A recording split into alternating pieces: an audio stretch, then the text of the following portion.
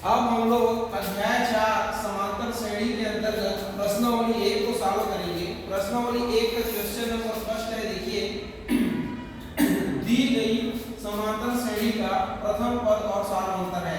यहाँ पर देखिए ये जो दी गई है ये एक समांतर श्रेणी है। हमारी समांतर श्रेणी क्या है, देखिए 3/2 फिर कामा करके 1/2 फिर कामा करके -1/2 फिर कामा करके -3/2 और आगे ये बढ़ता रहेगा। ठीक, अब यहाँ पर देखिए हमको 4 विकल्प दिया गया है, ये ए बी सी और डी। इसमें से एक विकल्प सही है जिसका हमको क्या करना है, चुनाव करना है। ठीक, तो हमारा प्रश्न क्या बोल रहा है, देखिए तो हमारा प्रश्न बोल रहा है दी गई समांतर श्रेणी, तो ये हमारी समांतर श्रेणी है, इसका प्रथम पद और सारांतर। तो इसका प्रथम पद क्या होगा, देखिए ये जो पहले हमको दिखाई दे रहा है यही प्रथम पद होगा। तो ये देखिए प्रथम पद क्या हो गया, इसका प्रथम पद को a से डिनोट करते हैं, बराबर कितना हो गया, ये 3/2। अब क्या बोल रहे हैं, प्रथम पद तो हमको मिल गया, अब सारांतर चाहिए। तो ये देखिए सारांतर बराबर क्या होता है, ये सारांतर, तो सारांतर बराबर होता है ये द्वितीय पद ऋण होता है प्रथम पद। ये ठीक, सारांतर को d से दर्शाते हैं द्वितीय पद। तो हमारे समांतर श्रेणी का द्वितीय पद क्या है, देखिए प्रथम पद ये द्वितीय पद, तो द्वितीय पद है 1/2, इसके लिए हम लिख देंगे। फिर ऋण प्रथम पद को देखिए, तो प्रथम पद ये है, तो क्या है 3/2। तो d बराबर हर बराबर है तो 1 को लिखेंगे, अंश में क्रिया करेंगे ये, तो d बराबर कितना है, 1 को घटाएंगे इसमें ऋण 2/2, तो 2 एकम 2 एकम कुल मिलाकर ऋण 1। ठीक, तो ये देखिए प्रथम पद क्या आ गया, कितना आ गया, और सारांतर क्या आ गया, तो सारांतर आ गया हमारा ऋण 1। ठीक है, तो हमको ये प्रथम पद मिल गया और ये हमको क्या मिल गया, सारांतर मिल गया। तो अपने को देखना है विकल्प में ऐसा है कि नहीं है। तो देखिए 3/2 शुरुआत में है क्या, नहीं है। यहाँ पर देखिए ये 3/2 और कामा करके ऋण, ये दोनों सेम है ना, तो यही हमारा क्या हो जाएगा, करेक्ट आंसर हो जाएगा। ठीक, ये हमारा प्रथम पद है और ये हमारा सारांतर है। तो ऐसे आपको सॉल्व करना है। अब हम लोग क्वेश्चन नंबर 2 सॉल्व करेंगे। क्वेश्चन नंबर 2 क्या है, देखिए किसी समांतर श्रेणी का प्रथम पद कितना दिया है, देखिए ऋण 2 और सारांतर कितना दिया है, देखिए ऋण 2। ठीक है, तो चौथा पद ज्ञात करने को बोल रहा है, तो कैसे ज्ञात करेंगे, देखिए यहाँ पर a बराबर दे दिया है आपको ये, और b बराबर भी दे दिया है ये, देखिए ये। अब चौथा पद ज्ञात करने को बोला है किसका, तो समांतर श्रेणी का। ये देखिए समांतर ये श्रेणी ये का चौथा पद, ये चौथा पद बराबर क्या होता है, तो बराबर होता है ये a प्लस ठीक 4 × a गुना d, ये होता है। ठीक, तो a का मान कितना दिया है, देखिए ऋण, फिर धन 4 में से 1 को घटाओ कितना हो जाएगा 3। अब d का मान देखिए कितना दिया है, तो ये दिया है ऋण 2, ये तो बराबर ये ऋण 2 हो गया। अब ये धन का धन रहेगा, ये अब इसका गुणा करोगे तो कितना हो जाएगा 3 गुना ऋण 2, ऐसा है ना, तो ये ऋण 2 का ऋण 2। अब धन 3 गुना ऋण 2, धन 3 का गुणा ऋण आएगा 3 दूनी 6, तो ऋण 2 और ऋण 6 कितना हो जाएगा, ऋण 8 हो जाएगा। ये देखिए तो ये T4 चौथा पद हो रहा है, ये चौथा पद को हम लोग T4 से दर्शाते हैं। ये देखिए तो कितना आ गया चौथा पद, ऋण 8। तो ऋण 8 है क्या, देखिए यहाँ है क्या, यहाँ है क्या, यहाँ है क्या, यहाँ है क्या, हाँ तो यहाँ है, ये हमारा करेक्ट आंसर है। ठीक, अब हम लोग क्वेश्चन नंबर 3 सॉल्व करेंगे। क्वेश्चन नंबर 3 क्या है, देखिए समांतर श्रेणी 7, 13, 19 का 15वां पद है बोल रहा है, और इसके लिए 4 विकल्प दिए गए हैं। तो चलिए इसको सॉल्व करते हैं। तो ये देखिए किसी भी समांतर ये श्रेणी का nवां पद, ये nवां पद का फॉर्मूला क्या होता है, a plus n minus 1 into d होता है। ये देखिए ये ठीक है, ये होता है, ये फॉर्मूला है nवां पद का, क्या a plus n minus 1 into d। अब हमारे प्रश्न में दी हुई समांतर श्रेणी क्या है, देखिए 7, 13, 19 और ये डैश डैश। ठीक है, अब यहाँ पर देखिए a क्या है, तो a बराबर 7 है, d क्या है, d मतलब सारांतर होता है, ये क्या होता है सारांतर, ये सारांतर, ये d बराबर द्वितीय पद, ये द्वितीय पद पर ऋण क्या होता है, प्रथम पद होता है ये। तो इसमें देखिए ये हमारी समांतर श्रेणी है, तो द्वितीय पद क्या है 13, तो ये 13 के नाम लिखेंगे। प्रथम पद क्या है 7, ये अब 13 में 7 को घटा दो तो कितना आएगा, तो 8 9 10, तो ये 6 आएगा। कितना आएगा 6। तो हमारा ये देखिए डी मतलब सार्ववर्धक कितना आ गया 6 आ गया। तो प्रथम पद क्या है 7 और सार्ववर्धक कितना है हमारा 6। तो अब देखिए समांतर श्रेणी का एनवां पद का फार्मूला क्या होता है, ये देखिए एनवां पद, ये एनवां पद का फार्मूला क्या होता है a plus n minus 1 into D होता है। तो यहाँ पर हम 15वां पद बोला है, तो n की जगह क्या आ जाएगा 15 आ जाएगा, 15वां पद बराबर a का मान कितना है देखिए, तो a का मान है यहाँ पर 7, तो ये 7 लिख दोगे।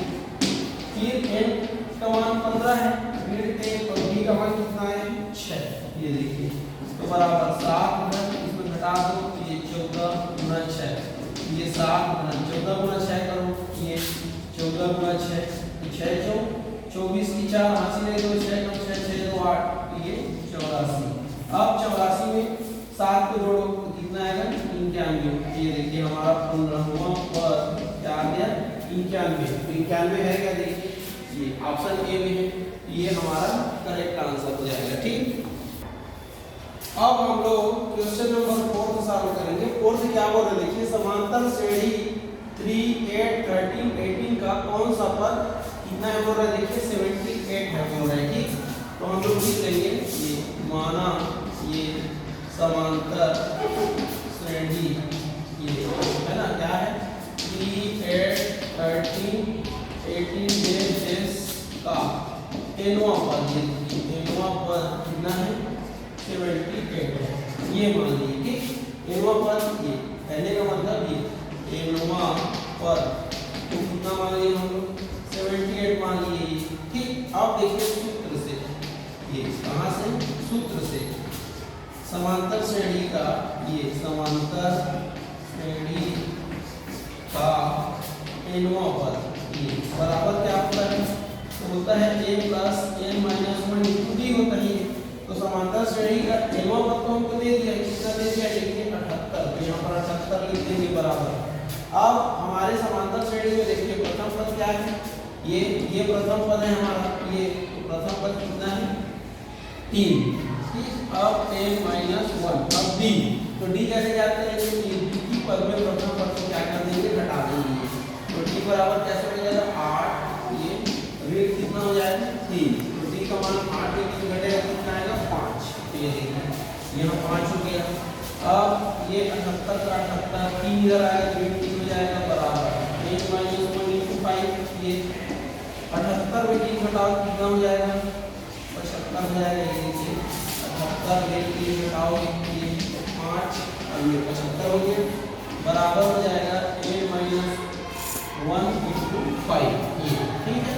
अब ये 5 से हम गुणा कर रहे हैं, नीचे आप भाग करेंगे तो 75 बटे कितना हो जाएगा 5 बराबर कितना हो जाएगा 6 माइनस 1, 5 एकम 5, 5 एकम कितना हो गया 5, 2 बचा 25 हो गया, 5 पंचे 25।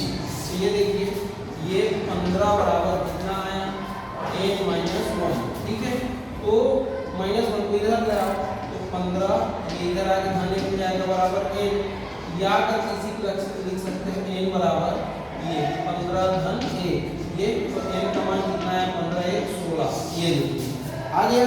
तो कौन सा पद, तो 16वां पद। ठीक है, तो यहाँ पर देखिए a में 15वां है, b में 16वां है, तो यही हमारा करेक्ट आंसर है ये। ठीक है, तो प्रश्न क्या बोल रहा था, समांतर श्रेणी 3 8 13 18 का कौन सा पद 78 है, तो कौन सा पद 78 है, तो 16वां पद 78 है। ठीक है, तो ये बी हमारा करेक्ट आंसर है। ऐसे हमको सॉल्व करना है।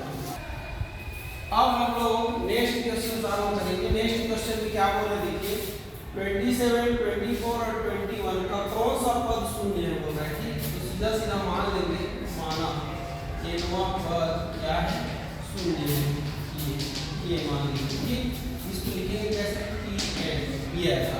ठीक, अब देखिए यहाँ से ये आपका एक समांतर श्रेणी है, तो यहाँ से देखिए a बराबर कितना है 27 है, b बराबर क्या होता है द्वितीय पद ऋण प्रथम पद, तो द्वितीय पद क्या है 24 ऋण 27, तो d का मान नहीं लिख रहे थे, डी का मान कितना आ जाएगा 27 में 24 को घटा तो ऋण 3 आ जाएगा। ये देखो ए मिल गया हमको और डी मिल गया। आप लिखेंगे सूत्र से, ये देखिए तो सूत्र से एनवा पद, तो एनवा पद बराबर क्या होता है a प्लस n माइनस 1 जो डी होता है। तो एनवा पद क्या माने देखिए, एनवा पद शून्य है ये ठीक है, इसी को हम tn लिखते हैं, इसी को tn लिखते हैं। तो a का मान कितना है 27, हां n नहीं दिया है हमको ना, d कितना दिया है -3 और tn हमको कितना माने 0, 0 बराबर हो जाएगा 27 धन n माइनस 1 मल्टीप्लाई कितना है। अब इसका पक्षांतर होगा तो इधर आएगा तो ऋण 27 हो जाएगा, ऋण 27 बराबर क्या होगा n माइनस 1 मल्टीप्लाई -3, यही बचा। अब देखिए ये एक बार लिख लो इसको -27 ये और इक्वल कितना है n माइनस 1 -3, ये गुणा कर रहे हैं नीचे आज भाग करेगा तो n माइनस 1 बचे माइनस माइनस प्लस ये 3 और 3 27 9 आ गया ये।